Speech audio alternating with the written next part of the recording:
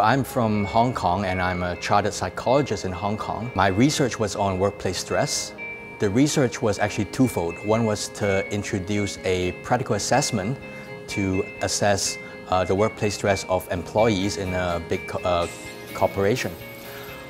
And because most of the stress, historical assessments of stress has been more of a self-assessment, and it's pretty much subjective.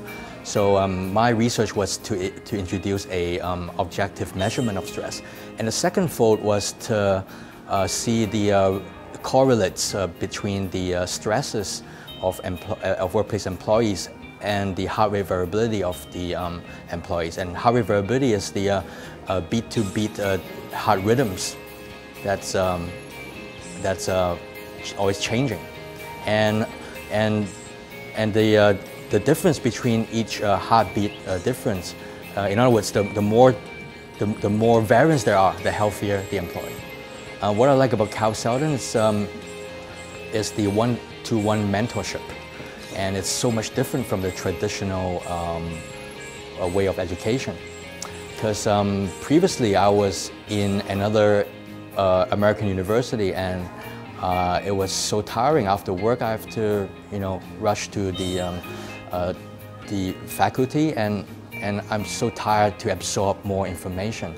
But thank God, I found Carl Seldon is like God-sent university, and I managed to transfer my credits, to this university. And what I like about Carl Seldon is the one-on-one mentorship, and I'm learning so much from the mentors here, and they are the experts in their fields. And also what I like about Carl Seldon is the flexibility of the education. Like I save so much of traveling time, and I use those time to do more reading, right? And by reading, I learn so much more than the traditional way of spoon feeding from the professors. I think what I've done in my research so far is just the tip of the iceberg. And I think that what I want to do at the next level is to combine what I've researched with other modalities. So it could be neuroscience combined with neurofeedback, biofeedback, as well as psychotherapy together. And that would provide an optimal functioning of the overall health of a person. My story itself, I think it will be a really motivation to most of the learners, because as I said previously, I was in another school, and I started psychology in 2010, and that was in an American university. So after 3 years, my grades over there was terrible, and I was almost on the verge of being kicked out.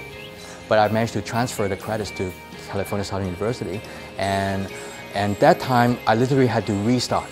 I literally had to restart my entire program. My first bachelor wasn't psychology; it was religious studies, and my master was education.